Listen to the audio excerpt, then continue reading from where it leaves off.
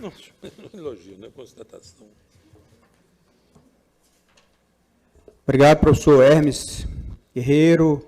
Cumprimento também do professor Walter pela bela palestra.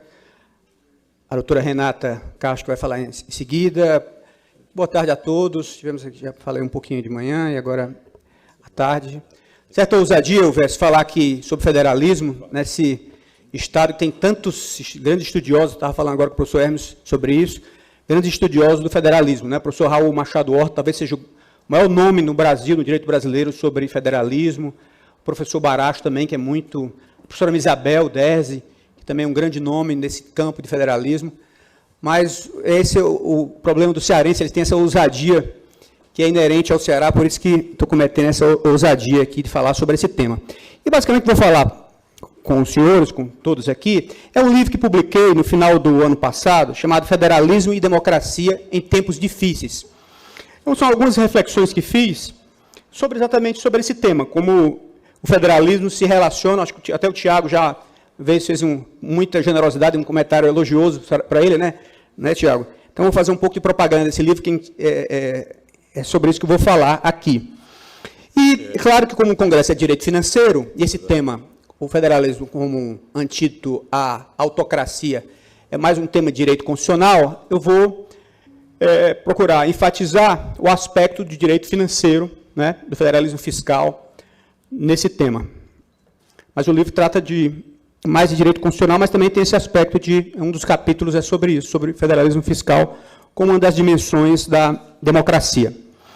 Pois bem, o primeiro ponto, acho que para destacar, é que o federalismo, quando a gente olha como técnica de poder, ele é da mesma forma que foi, quando a gente olha para os papéis federalistas, toda essa discussão que aconteceu, basicamente, a mesma origem, a mesma ideia do federalismo é a mesma ideia da divisão de poderes, né? É aquela história de que poder contendo poder. Assim como se pensa na democracia como antíntese da autocracia, primeiro você reparte poderes, como todos sabemos, né? Reparte funções. Então, o poder legislativo tem a mesma fonte do poder executivo, ou seja, os parlamentares são eleitos.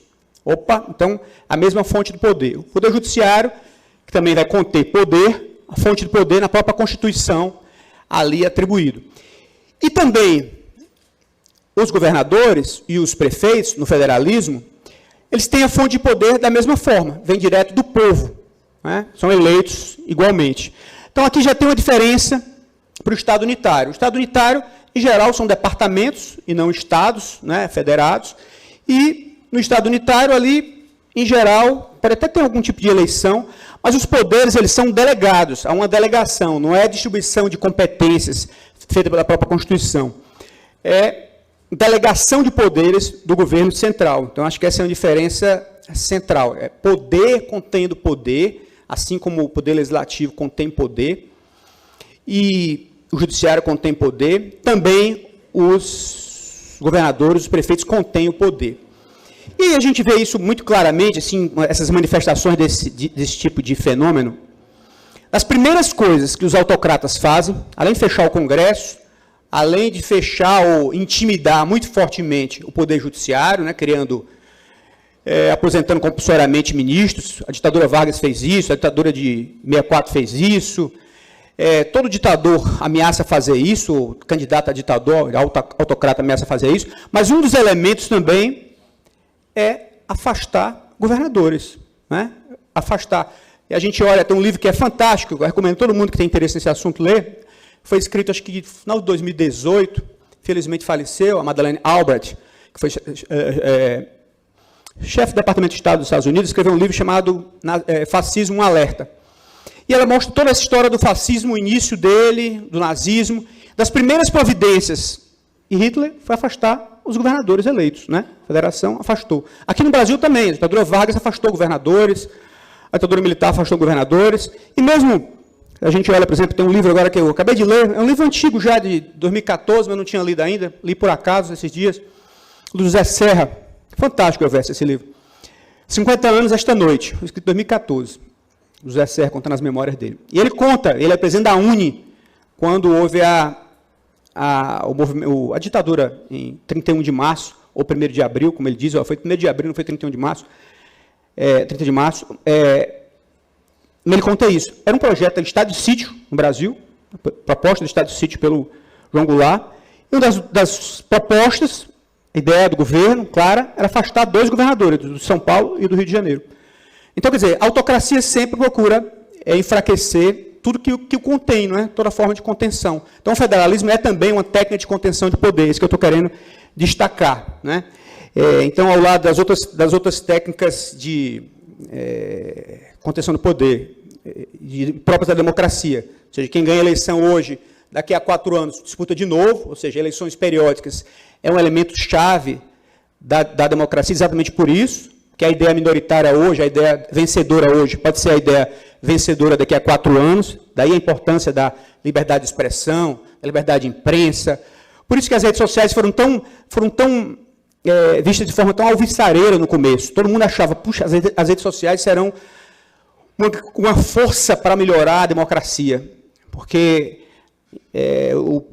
a rede tradicional, você tem as famílias que dominam, né? O poder econômico tem uma influência muito grande. Nas redes sociais, se alguém perde um emprego, por exemplo, um jornalista famoso perde um emprego, ou um professor, por exemplo, da universidade importante, enfim, qualquer pessoa pode abrir um canal no YouTube, fazer um site, fazer um blog e disseminar suas ideias sem depender, não é, dos grandes meios de comunicação, você tem sempre depender de um espaço. Então, foi visto como forma de fortalecer a democracia. A gente olhar o debate internacional 5, 6 anos atrás, era de muito entusiasmo com as redes sociais.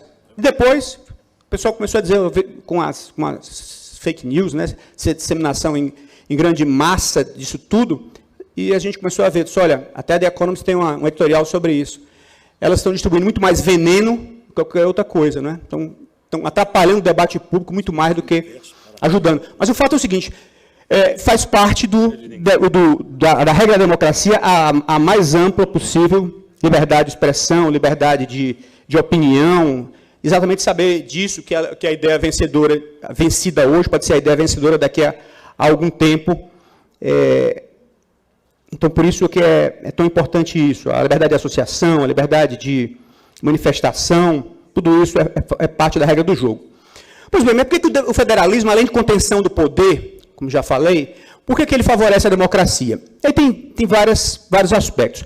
O primeiro, acho que até Bobbio chamava muita atenção disso, um texto clássico do Bobbio que falava sobre isso, ele dizia o seguinte, olha, que é meio típico isso, é um pequeno município que o cidadão interage muito mais proximamente com o poder. Então, ele está vendo lá que o prefeito, muitas vezes o prefeito, o que ele está fazendo, o que ele está deixando de fazer. Então, a possibilidade de fiscalizar, de estar próximo, é muito maior. Essa é uma regra geral.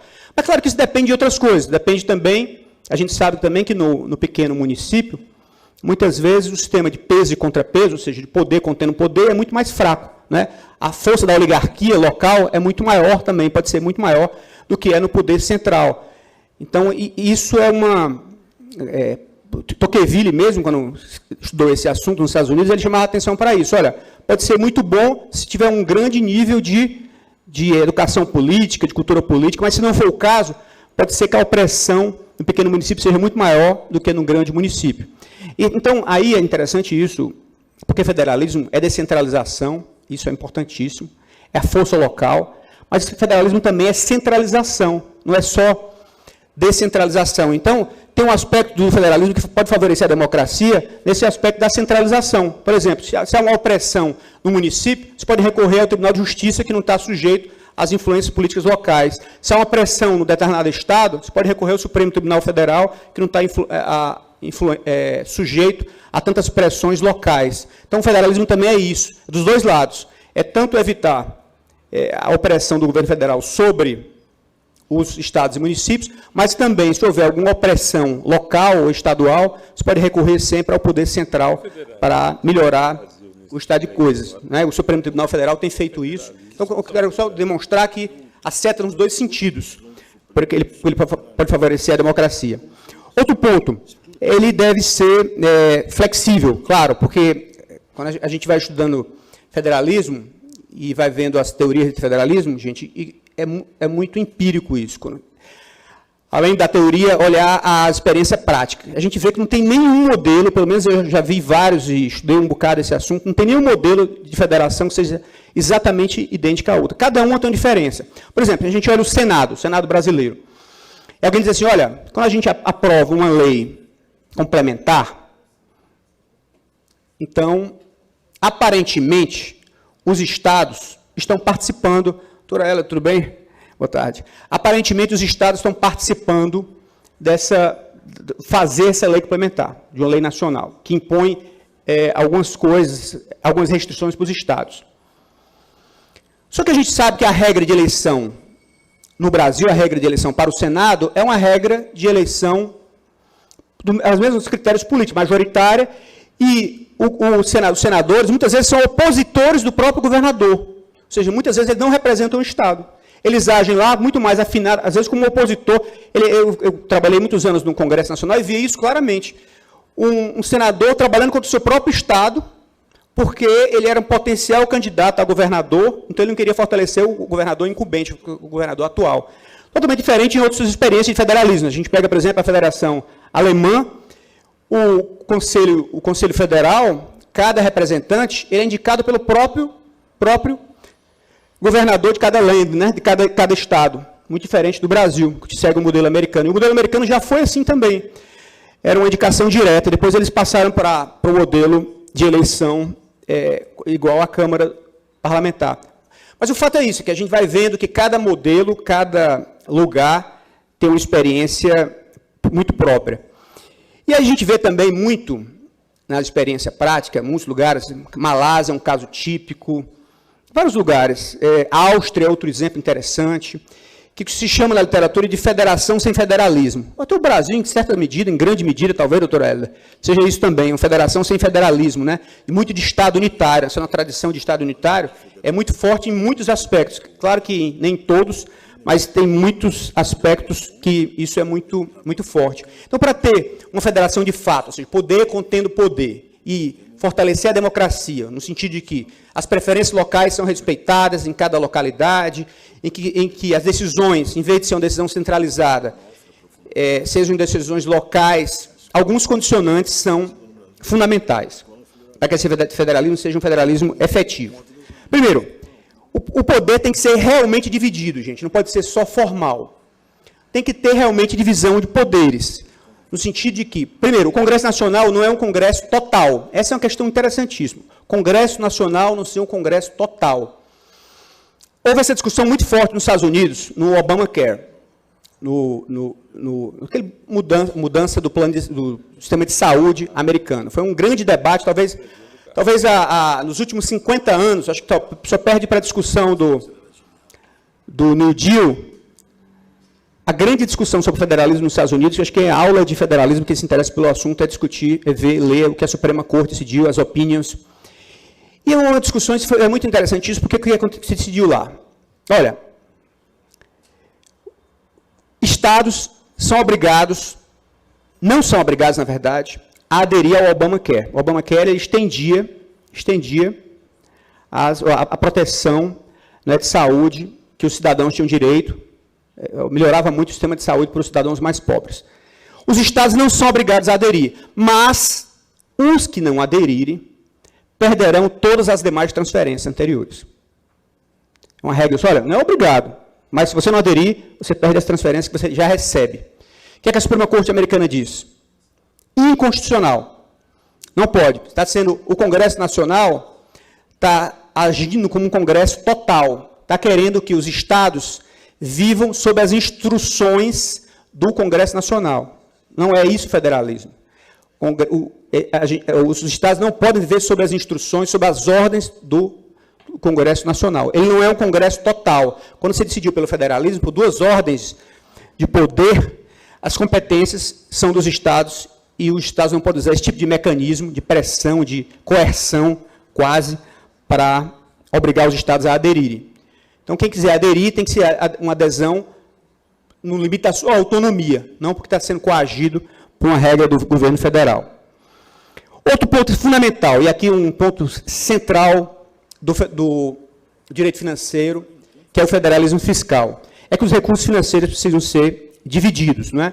Ninguém tem autonomia, isso é até na vida particular de cada um, alguém dizer que tem autonomia se não tiver autonomia financeira. Então, os estados têm que ter suas receitas, suas bases tributárias próprias e seus recursos próprios, que eles não precisam prestar contas à União, a nenhum outro ente, se esgota neles próprios. E esse é um ponto importante também na autocracia. Toda vida que um dos instrumentos da autocracia, de enfraquecer as formas de contenção do poder, é enfraquecer a autonomia financeira. Não é? Esse também é um dos instrumentos fortes.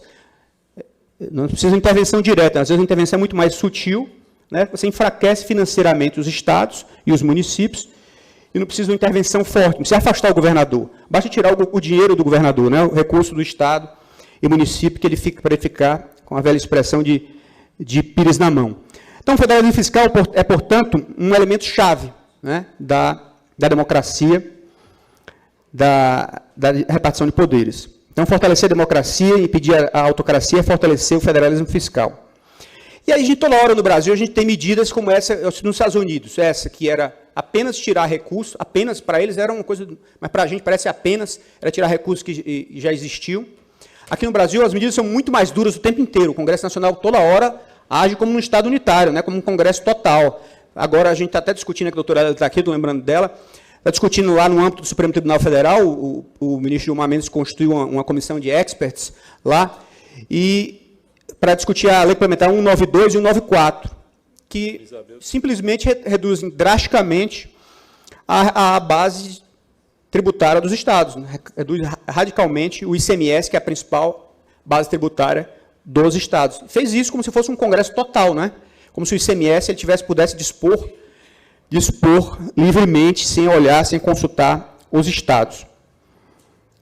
Então, recentemente, o piso dos enfermeiros, por mais que seja meritório, uma decisão do Congresso Nacional, a conta vai para os estados, para os municípios, e sem nem consultá-las. Consultou, alguém pode dizer, não, mas foi consultado. O Senado é o órgão, não é, representando os estados na federação. A gente sabe que, na prática, não é assim que as coisas se passam no Brasil. Então, mas agora eu quero chamar a atenção também isso, que federalismo é, claro, autonomia, contenção de poder, mas também, gente, federalismo é integração, não é só separação. Já Tocqueville falava sobre isso, né? E, aliás, a origem dos Estados Unidos é exatamente essa, eles estavam lá separados, fracos, eram 3 estados separados, fracos, né, depois da Convenção de Filadélfia. E eles se juntaram por isso, a gente precisa ser forte. E é o que dizia Tocqueville, olha, feliz, criativo como um pequeno Estado, mas forte como uma grande nação. Então, federalismo também é integração, federalismo também é coordenação, federalismo também é agir em conjunto. Agora, eu acho que esse é o grande ponto da democracia, é que não é, diferente do Estado unitário, imposição. Falou, está falado, né? Como diz a música do Chico Buarque, não tem discussão. Não, ao contrário, é diálogo, é integração, é coordenação, mas por meio de diálogo, meio de coordenação, meio de, se não é hierarquia, de cima para baixo. Esse é um aspecto importantíssimo. Dá um exemplo prático, gente, aqui, até para os estudantes. Eu acho que a pandemia foi um grande laboratório de federalismo no mundo, não só no Brasil. União Europeia, que não é quase federação, no mundo inteiro, a pandemia foi um grande exemplo, um grande laboratório de federalismo. Veja no Brasil, vou dar só o exemplo do Brasil. Se nós tivéssemos um Estado unitário, a política inicial do governo federal, por exemplo, de dúvidas sobre vacinar, não vamos atrás, não vamos. O que aconteceu?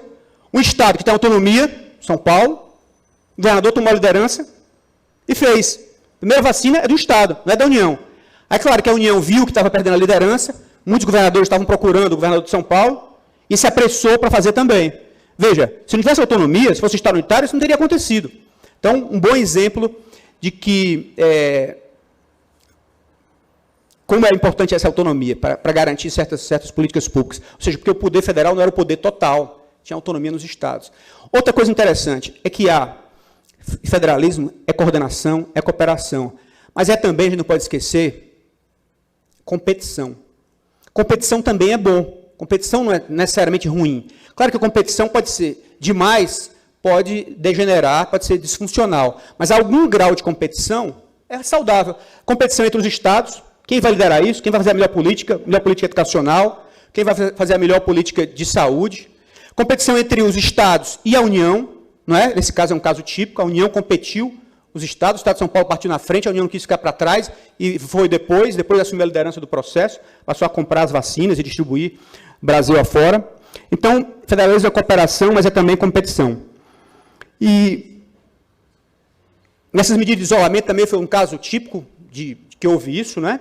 Os estados, muitos estados queriam fazer medidas de isolamento, o governo federal era o contrário, até hoje o presidente da República critica isso, enfim, era uma ideia dele, que não era o caso, né? O candidato a governador de São Paulo chegou a dizer, olha, a melhor vacina era o próprio contágio, disse agora na campanha, e os estados seguiram outra política.